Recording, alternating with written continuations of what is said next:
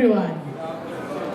Thank you. This is the English Language and Humanities Fair, and we are super excited to be here this afternoon as we learn more from our humanities subjects. And we have a theme up on screen right there. Our theme today is culture and technology.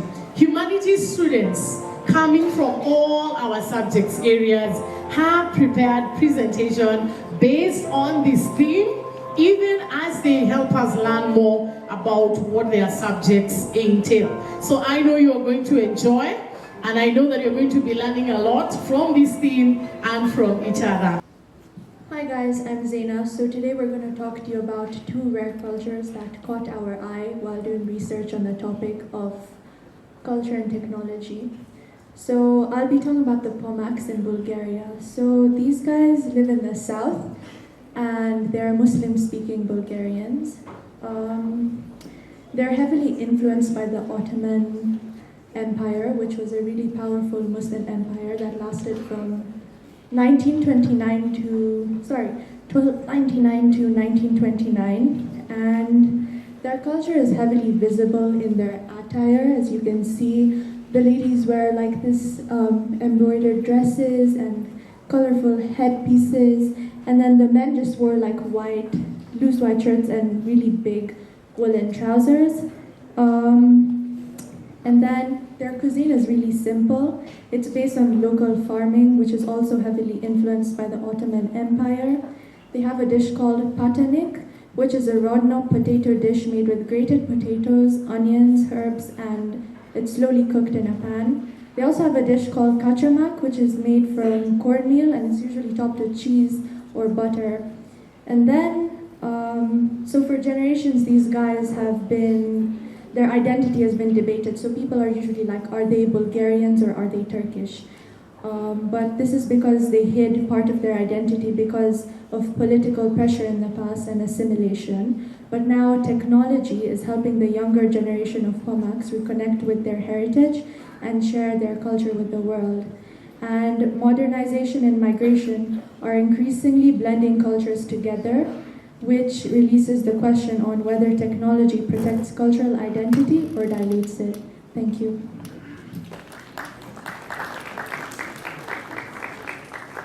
Hi, I'm Maliha, and I'm going to talk to you about the Kogi tribe. The Kogi are an indigenous group of people of around 12,000 members who live in the mountains of Colombia. They view themselves as elder brothers, a title that reflects their self-appointed role as spiritual protectors of the earth. Their lifestyle consists of traditional circular huts, and they practice sustainable farming. Their spiritual leaders are called the Mamas. They undergo 18 years of training in the darkness to master the concept of ecological balance. The most striking aspect of the Kogi story is their paradoxical relationship with modern tools. They view industrial society as greedy and destructive. Despite their isolation, they allow filmmakers to record their warnings about climate in the 1990s and the 2000s. They don't use technology to change their own way of life. Instead, they use it to communicate a message to the rest of the world. They're often referred to as the last remaining civilization from the pre-Columbian era that has maintained its original culture. So now we're just going to leave you with something to think about.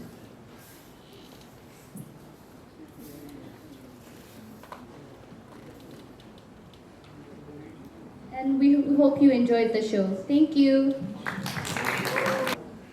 Sociology is the scientific and systematic study of human society. Helps us understand how societies function, including social institutions, norms, and values. History is an A-level subject that analyzes and examines evidence from the past, sharpening analytical and critical thinking skills. Geography will empower you to become a global citizen who feels confident in participating in creating change for our future. Geography is everything. Psychology is the scientific study of the mind, brain, and behavior, aiming to describe, explain, predict, and influence human actions and mental processes. Law is about critically analyzing legal topics to real-world scenarios. We apply this to the English legal system, criminal law, contract law, and the law of torts. Global perspectives and research is a subject which allows the student to research, develop problem-solving skills, reflection, collaboration, and communication alongside innovation. Wonderful, wonderful, wonderful. Right there is introduction of the subjects. Yes, you can put our hands together for that wonderful presentation. Okay, good afternoon, everyone. Welcome to our English Humanities Fair presentation. Today we're hosting a live press conference on on how technology has changed English over time. We'll hear from different speakers to understand on how technology influences communication, spelling, vocabulary, and the way people express themselves. Thank you. Okay, thank you so much for being here with us today. Kayla, I have a question for you. How has technology changed the way you use English in your everyday life? Technology has made my English a lot more informal. I find myself using more abbreviated words, especially when I'm talking to my friends, like BRB and IDK. Okay, and why do you think you use these abbreviations instead of full words? Because it's easier and it's faster, especially when messaging one another. It's just quick. Okay, and does using this affect your schoolwork? Sometimes I use informal English in my formal assignments, but I try to correct myself when that happens.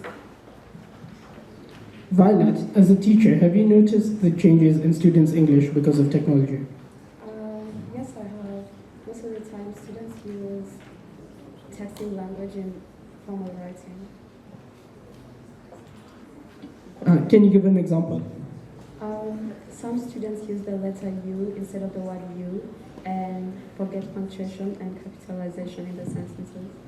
Why do you think this happens? I feel like this happens mostly because students normally use social media and phones mostly. Do you think technology is completely harmful? No, not completely. For students, they use technology to communicate and learn new words. Troy, how has social media influenced English? Social media has influenced English many ways with the creation of new vocabulary like void, res, sigma, skibbity, 6-7, local, cannuli.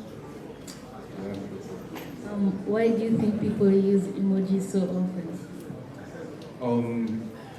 Emojis tend to express emotions better than words ever could through text. Do you think emojis replace words completely? Yes, because emojis could express your emotion with just one type rather than a whole sentence. Okay, Kim, has technology permanently changed English? Yes, I think it has changed it in several ways, mostly for the better, but after hearing the students and the teachers' points, I can also see it has changed for the worse. Can you also explain how it has improved English? Well, technology has made communication faster, easier, and more accessible. People can communicate instantly across long distances and share ideas globally. Yeah, there are benefits, but are there negative effects as well? Yes. Okay. What do you predict for the future of English? English will continue evolving as technology advances. New words, expressions, and communication styles will continue to develop. That's great. In conclusion, technology has significantly changed English. It has made communication faster, more informal, and more creative. However, it has also created challenges from formal writing. The press conference shows that English continues to evolve alongside technology. Thank you. Good afternoon, everyone. We are the Year 12 psychology students, and we have researched on how mental health is viewed in different cultures. We hope you like it and might even relate to it.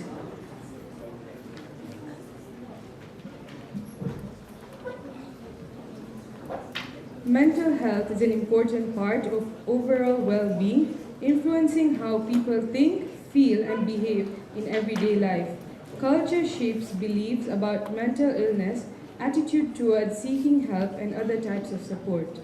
Understanding mental health across cultures is essential for promoting effective support, reducing the stigma, and ensuring psychological service and sensitive and inclusive. About mental health, so the World Health Organization defines mental health as a state of well-being where individuals cope with stress and function effectively. Psychology explains disorders using the biopsychosocial model, which is the inheritance of genes that make it more likely to develop mental illnesses. Neurotransmitters is the imbalance of hormones, for example, low serotonin linked to depression. Psychological is negative thinking patterns, for example, Beck's cognitive triad, and social is life stresses, trauma, and social isolation. You only need to take care of your mental health if you have a mental health condition. A mental health condition is a sign of weakness. If the person was stronger, they would not have the condition. Mental illness is something you can just snap out of. Depression is just being really sad. But guys, sadness is an emotion. Depression is a clinical condition that affects sleep, appetite, and the ability to feel anything. People with mental illnesses are violent. They aren't their study shows that they are likely to be the victim than the abuser.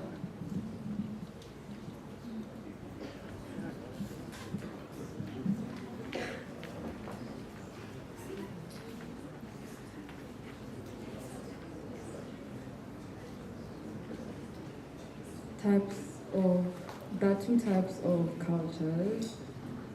These are individualistic cultures, which is where people prioritize personal independence, individual goals, and self-achievement over group needs.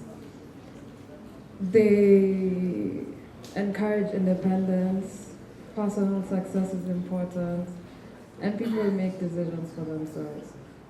This culture can be observed in areas such as Canada, Australia, and the UK. Next, we have collectivist cultures, which is where people prioritize the group over individual goals. This can be seen through their strong family and community ties. And to them, group harmony is important. Decisions often benefit the group. Examples of collectivist cultures are China, Japan, Mexico, and India.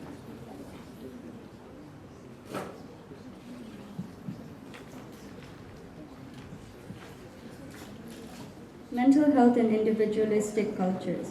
In individualistic cultures like the US and many Western countries, people see themselves as independent and responsible for their own lives.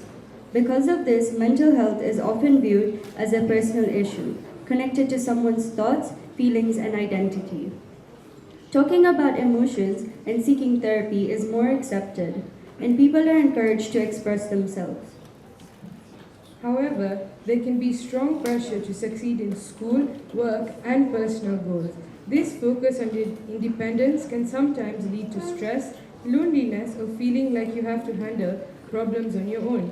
Overall mental health is closely tied to personal identity, self-expression, and achievement.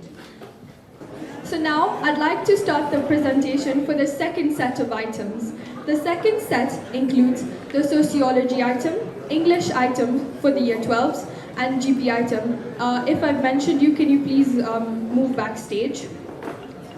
The sociology item is an item that talks about the evolution of Kenyan culture. We've all seen Kenya through its highs and its lows, but now we're looking at a deeper insight into its culture, into its structure and everything. We have two English items coming up as well, because we all know how important English is for us. And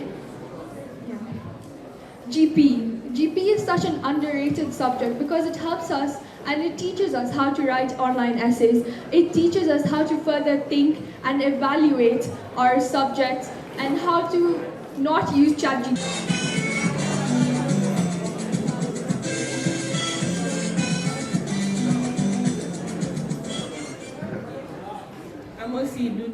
Amosi Jiduto, Urianade, Nyinga and Angel, Wano Jam, Mayudo.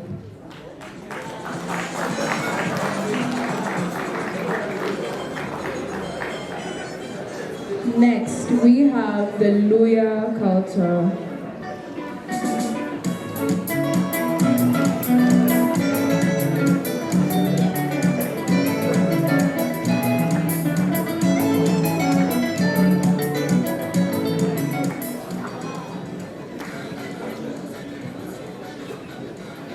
Wira, Inzi Bananga Msimbi, Inzi Mkana Mrogo Rinifa. Moving on to the Kamba culture.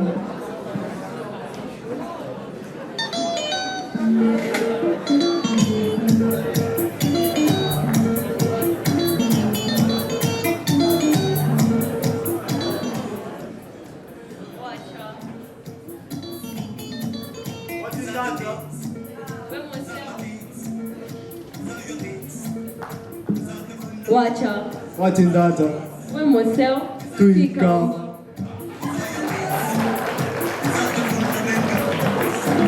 And last but not least, we have the Meru culture.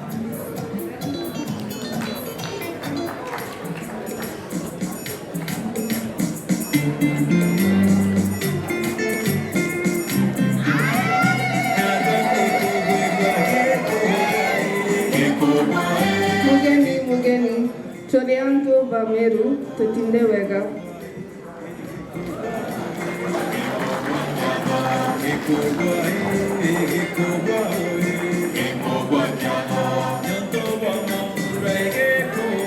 These communities thrive with their unique customs, oral traditions, social structures, and spiritual beliefs. They practice farming, pastoralism, and engaged in local trade. Cultural expressions like music, dance, rituals, and ceremonies played vital roles in daily life.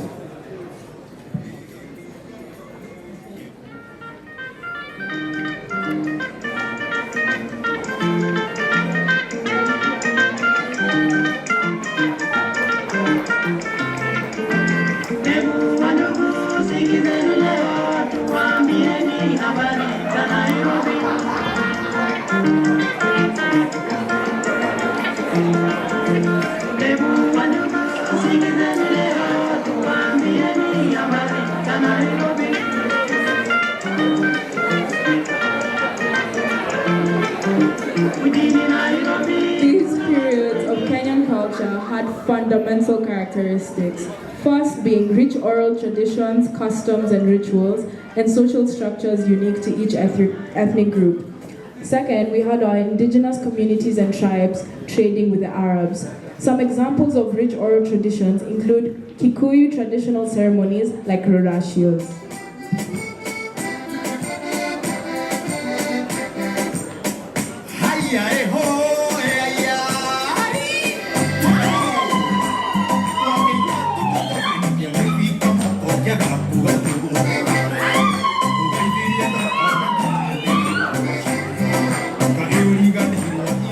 We also had Maasai age-set systems and warrior culture.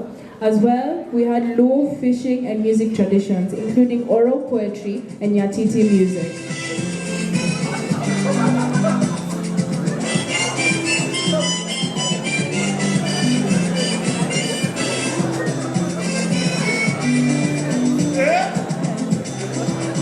Yeah.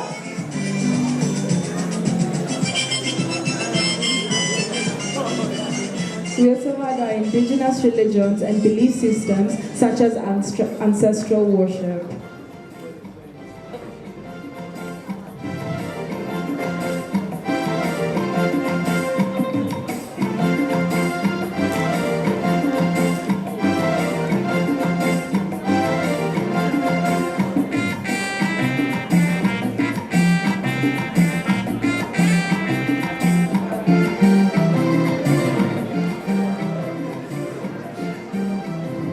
Our indigenous communities and tribes trading with the Arabs, especially at the Kenyan coast, led to significant cultural changes.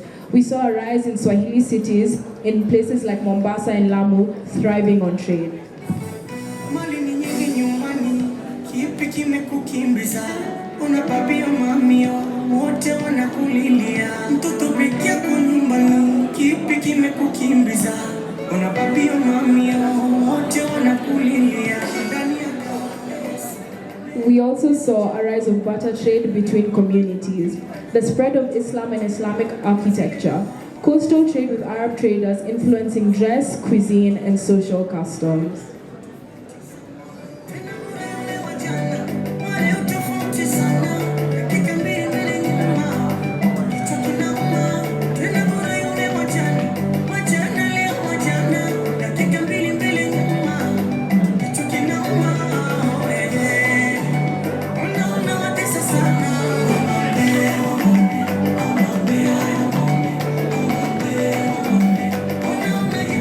Coastal towns such as Lamu and Mombasa became bustling trade centers with Islamic religion and architecture spreading along the coast. The interactions facilitated the exchange of goods, ideas, and customs, enriching the cultural landscape and creating a unique coastal identity that persists today.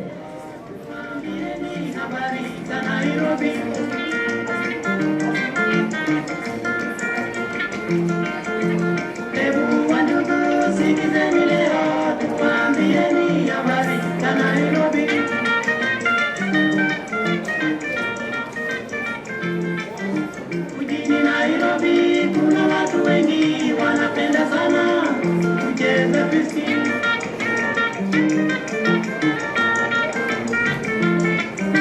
Mjini Nairobi kuna watu wengi wanapenda sana kucheza piski.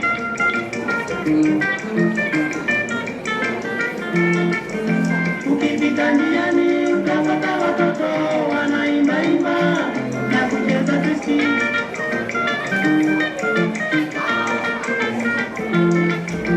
Ukipita njiani utapata watoto wanaimba na kucheza piski.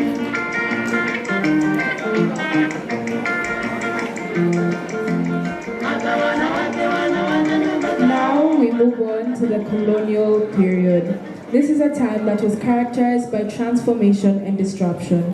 The advent of British colonial rule in 1995 introduced Western education and Christianity.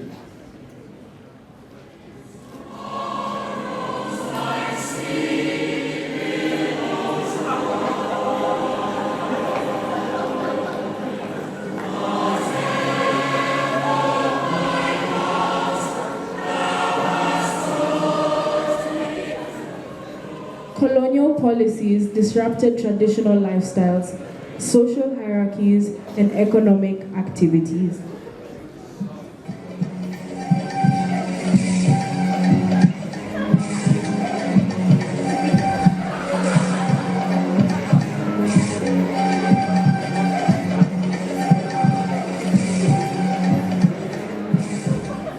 So, what was Kenyan culture looking like? Missionary schools established, leading to literacy and Western education.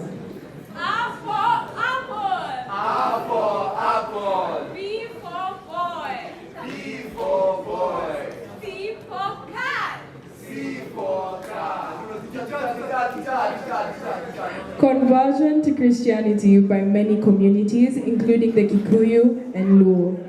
We also saw urban growth in Nairobi and Kisumu with new social and cultural dynamics.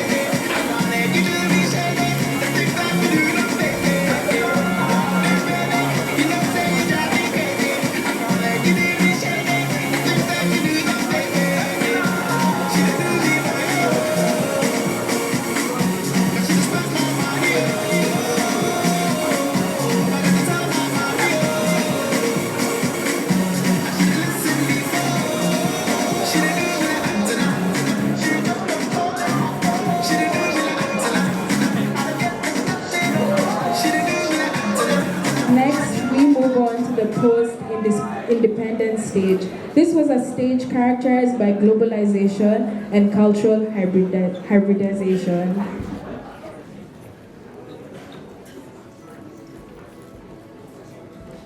Kenya gained independence in 1963, igniting a wave of cultural revival and nation-building efforts.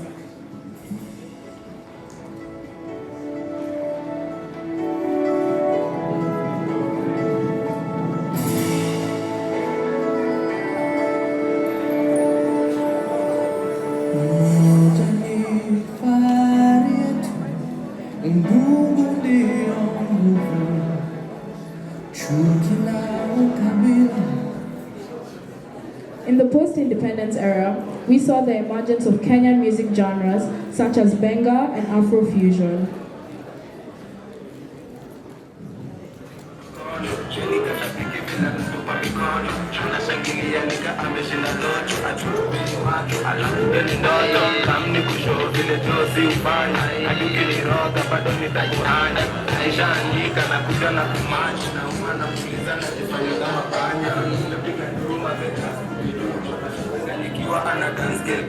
We also saw cultural festivals and celebrations aimed at preserving indigenous customs gained prominence at this stage, fostering pride in Kenya's diverse heritage.